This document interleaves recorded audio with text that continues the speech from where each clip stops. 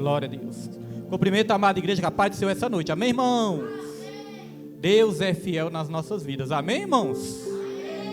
Deus é maravilhoso, irmãos. Deus está aqui no nosso meio nessa noite de hoje para nos abençoar com a sua doce e preciosa presença nessa noite. Quero, sem demora, convidar os irmãos para nós abrirmos a palavra do Senhor em 1 Coríntios, capítulo 11. Os irmãos vão abrir 1 Coríntios, capítulo 11. E aí eu quero convidar também os irmãos já podem tomar assento e deixem suas Bíblias abertas em 1 Coríntios, capítulo 11.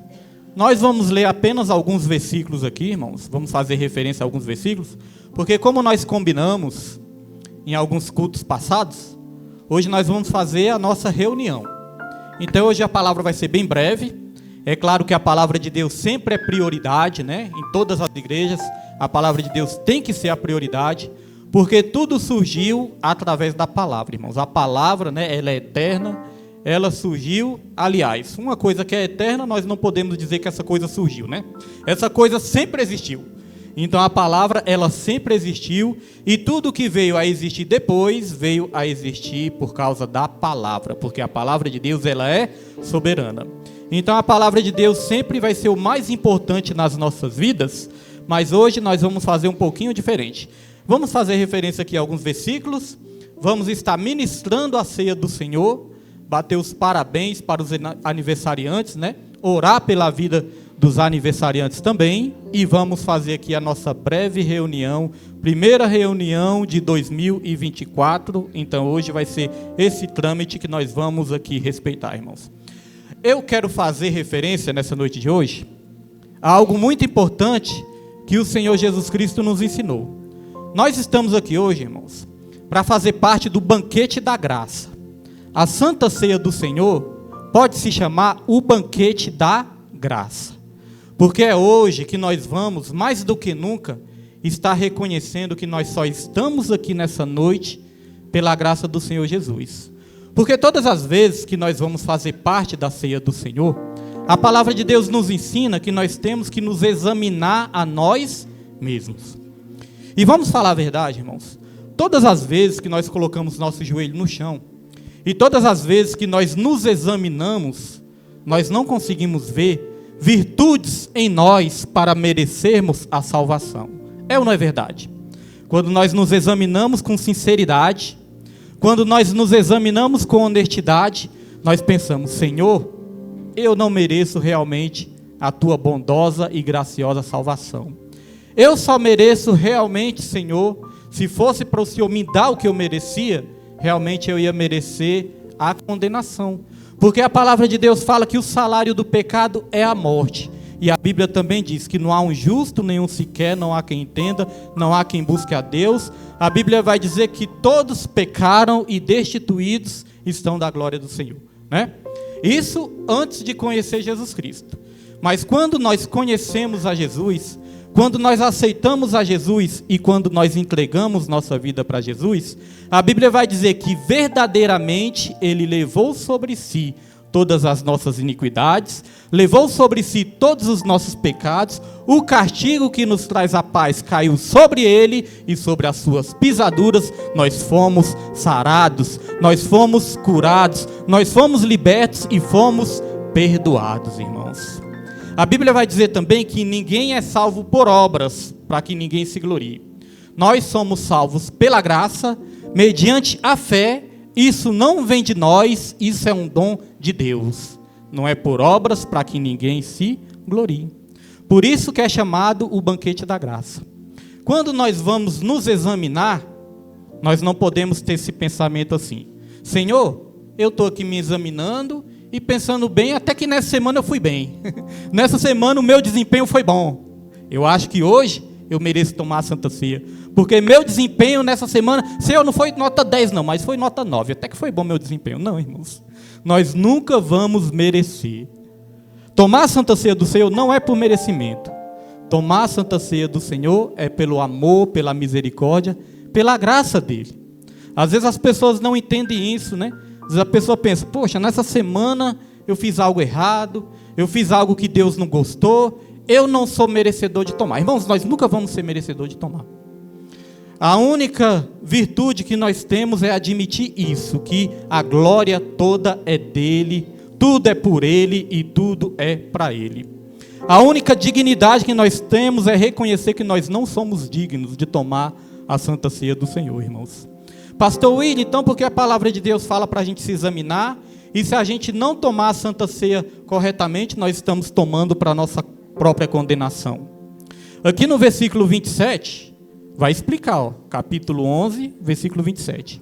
Diz assim: portanto, todo aquele que comer o pão ou beber o cálice do Senhor indignamente, será culpado de pecar contra o corpo e o sangue do Senhor.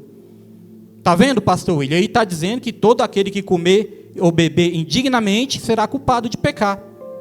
Mas no versículo 28 vai explicar o que quer dizer isso.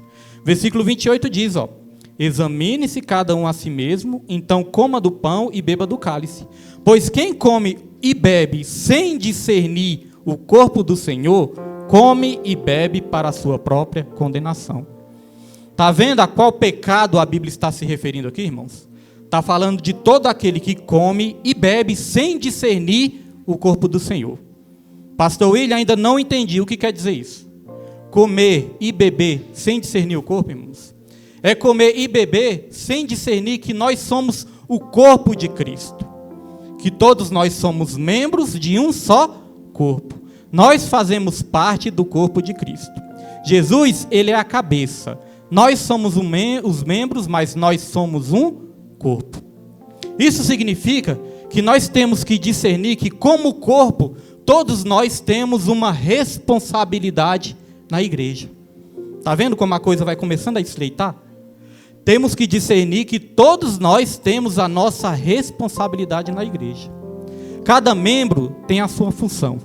É igual no nosso corpo. A mão tem uma função, o pé tem outra função, né? A cabeça tem outra função. Então, irmãos, todos nós temos a nossa função no corpo de Cristo, mas nós, como corpo, todos nós temos a mesma responsabilidade, irmãos, de somar com este corpo. Porque eu já ouvi casos de pessoas que falaram assim comigo: pastor William, que dia que é a Santa Ceia lá na sua igreja? Eu falo: a Santa Ceia é todo último domingo do mês. Aí essa pessoa fala: então nesse dia eu vou, porque eu estou precisando tomar a Santa Ceia. Está vendo? Então a pessoa não estava discernindo que ela tem que ser corpo de Cristo, não apenas ir no dia de tomar a Santa Ceia do Senhor. Já conheci alguns casos assim. Eu acho que alguns irmãos também conheceram. Eu vou no dia da Santa Ceia porque estou precisando tomar a Santa Ceia do Senhor. Mas, irmãos, isso não é discernir que é um corpo. Discernir que nós somos um corpo é nós ajudarmos uns aos outros. É nós colaborarmos uns com os outros. É nós estarmos em comunhão uns com os outros. É nós ajudarmos uns aos outros na obra do Senhor. A Bíblia fala que nós não podemos deixar de nos congregar, mas nós temos que admoestar uns aos outros no amor e na prática das boas obras. Essa comunhão que nós temos aqui. A comunhão não é só vir num dia do culto da família. A comunhão não é escolher só um culto para vir, não. A comunhão é nós estarmos na mesma caminhada, irmãos. Até o dia de Cristo Jesus. É nós estarmos numa só fé, num só espírito, num só pensamento, num só propósito, que é de adorar, que é de servir, que é de fazer a obra do Senhor com amor e com fidelidade a Deus, ao ministério, à igreja, aos irmãos. Isso é discernir que é um corpo. Porque se eu não cumprir com a minha parte, se eu não cumprir com a minha função, como que eu posso dizer que eu faço parte do corpo de Cristo se eu não cumprir com a minha função? Não é verdade? Tem um texto muito forte aqui de Efésios, que na reunião eu vou estar lendo ele aqui, os irmãos vão entender. Onde diz que cada membro tem que fazer a sua parte. Então o pecado que Deus estava falando aqui é as pessoas que não estavam ali discernindo que era um corpo. Porque aqui o apóstolo Paulo estava falando de pessoas que se reuniam para cear, para fazer ali um banquete, porque a ceia do Senhor no tempo ali da igreja primitiva era um pouco diferente. Eles faziam ali uma ceia, né, um banquete, cada um ali trazia um alimento, todos ajudavam ali, eles faziam um banquete também. Mas ali também tinha o pão e tinha o suco, para lembrar do sacrifício que Jesus fez por mim e por você. Mas muitos chegavam e comiam primeiro, outros não esperavam, né, os irmãos chegar ali para comer. Quem tinha mais condições comia mais, quem tinha menos condições às vezes nem comia. Era isso que Deus estava condenando, não discernir que todos nós somos um corpo e todos nós temos que partilhar todas as coisas boas que Deus nos dá, irmãos. É isso que a palavra de Deus nos ensina. E esse banquete da graça, ele nos faz lembrar de 3 coisas. Quando nós olhamos para a ceia do Senhor, nós podemos olhar para 3 coisas diferentes. Primeiro, nós temos que olhar para o passado, nós temos que olhar para trás, para aquilo que Jesus fez. Jesus, ele morreu por todos nós. Jesus, ele ressuscitou ao 3º dia. Ele subiu, ele está à destra de Deus Pai e ele intercede por todos nós.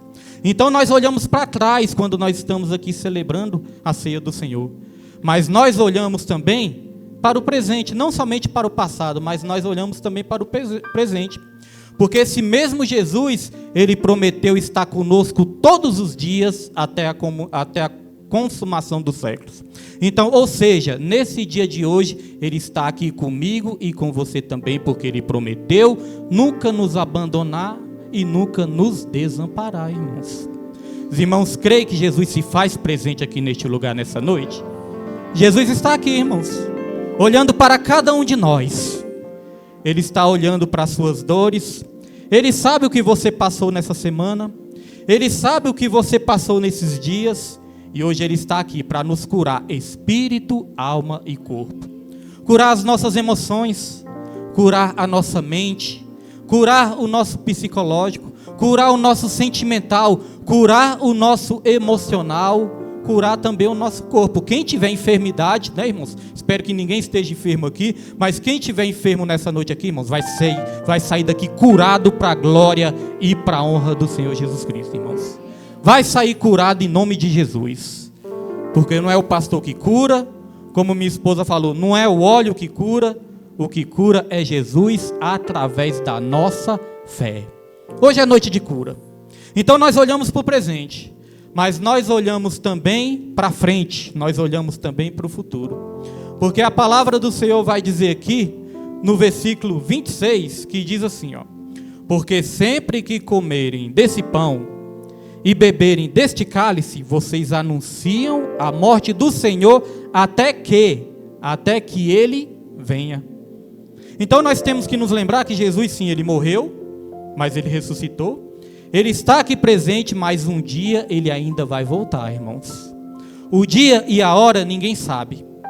Jesus mesmo falou, o dia e a hora, nem o Filho, nem os anjos do céu sabem. O dia e a hora só o Pai que está nos céus é que sabe.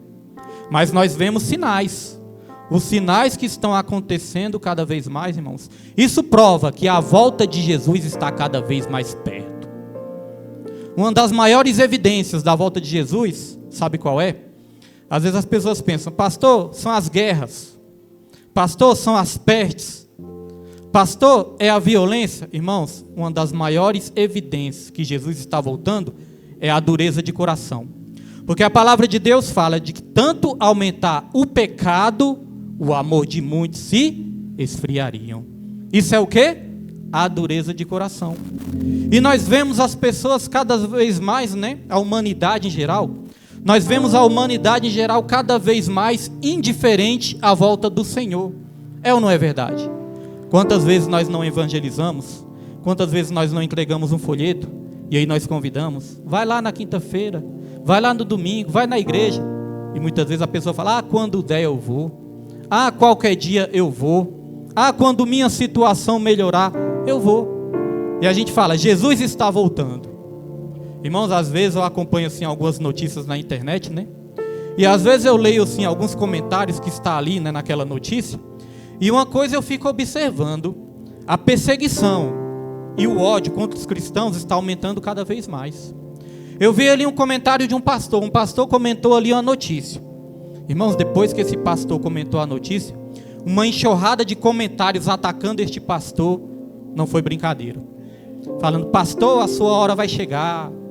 pastor, você tem que cuidar da igreja. Pastor, cuidado que vai ter a CPI das igrejas.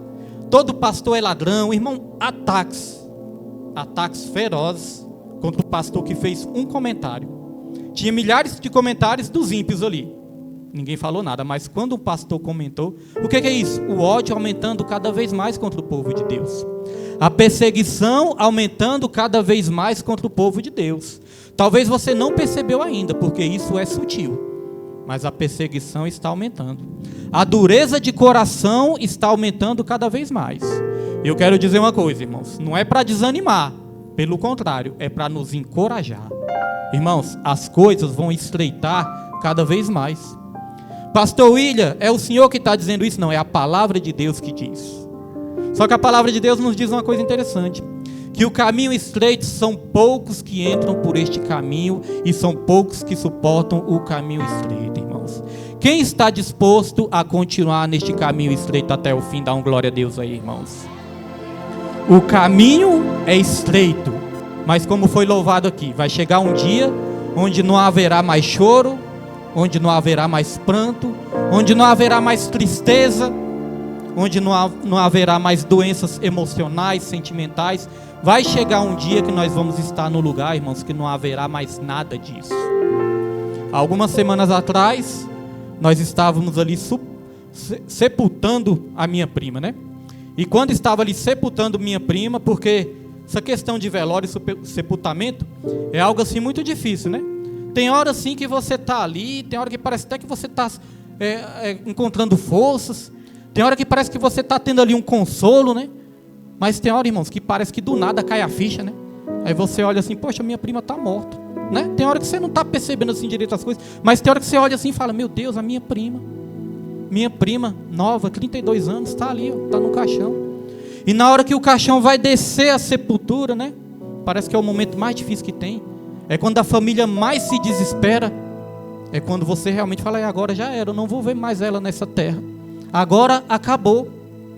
Mas acabou para os que ficaram. Porque a palavra de Deus fala, irmãos, que nós esperamos novos céus e nova terra, aonde habita a justiça. Quando eu estava vendo ali o caixão da minha prima descendo essa sepultura, eu me lembrei deste louvor que os jovens louvaram hoje, e foi este louvor que me consolou. Vai haver um momento que não vai haver mais choro, nem pranto, nem tristeza, nem nada disso, nem morte, irmãos. Porque nós vamos estar para sempre na glória do Senhor. Então nós olhamos para trás, nós olhamos para o nosso momento atual e nós olhamos para o futuro também, que Jesus, Ele vai voltar. E nós como igreja, nós estamos reunidos aqui hoje para nos lembrar disso. Nós já vamos estar ministrando a ceia do Senhor. Vamos continuar aqui adorando, vamos continuar no foco de dar glória ao Senhor. E vamos estar aqui, irmãos, recebendo pela fé a nossa cura, a nossa libertação, a nossa transformação. Você crê que a sua vida pode mudar esse ano, irmãos? Talvez tenha algo que você colocou na mão do Senhor, que você pense, mas isso é impossível.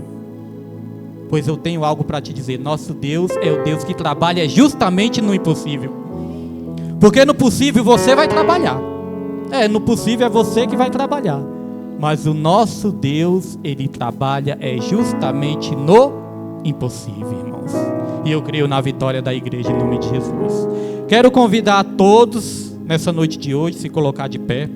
Minha esposa vai estar aqui, né, fazendo os preparativos aqui para a ceia do Senhor. E nós vamos ler aqui do versículo 23 até o versículo 31. Versículo 23 até o versículo 31. Que diz assim, ó: